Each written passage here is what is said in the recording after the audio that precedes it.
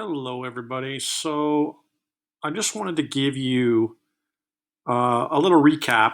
Many of you probably know what primary and secondary sources are, but it may have been a while since you've had an opportunity to think about them or remind yourself of what they are. So this is just a little heads up and a little reminder of the difference between primary and secondary sources. So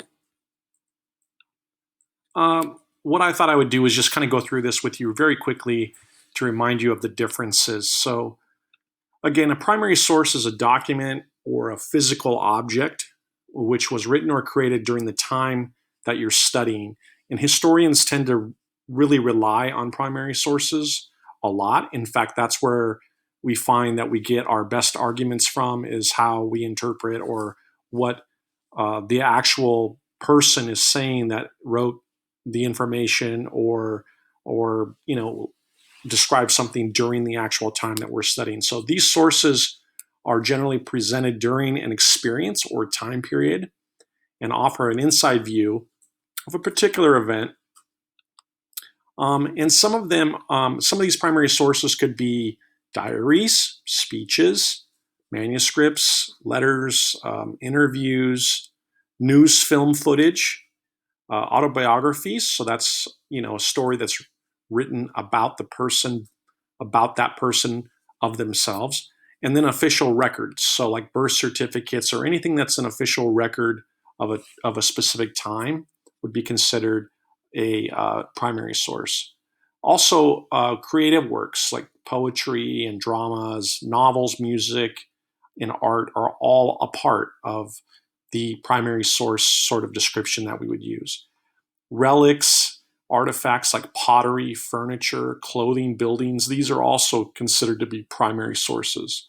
Yes, even a hat, like Lincoln's hat here in this image, would be considered a primary source, something owned by Abraham Lincoln. It was his.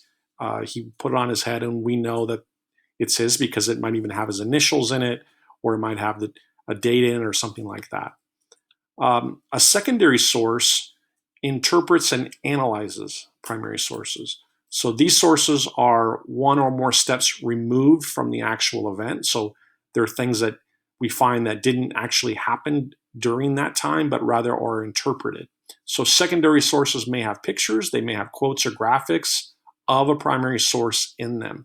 Some types of secondary sources could be your textbook, magazine articles, histories, criticisms, commentaries. An encyclopedia, yes, is a secondary source because it's an interpretation of a primary source. So when we think about this, maybe you could take a minute and do a little exercise for yourself and maybe think about where would these things go, like a map, for example. A map would probably be a primary source. If it's drawn by the author who was actually there, then it's probably a primary source. Your school ID, primary source. A textbook, typically secondary source. Oral histories, so where I record somebody's speech, or if I record somebody talking either in writing, word for word, or film them, that's considered to be a primary source. Photographs, primary. Pottery, that would be a primary source, right? Magazines typically are secondary.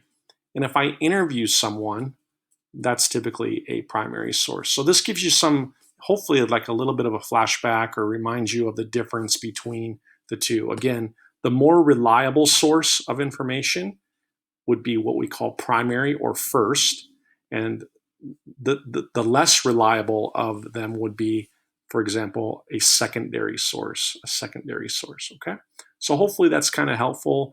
And if you think about what we use in class versus if a textbook versus something else, and we tend to want to rely on these things that happen at a particular time, or from an insider's view, or from a particular event. Okay, so hopefully that's helpful.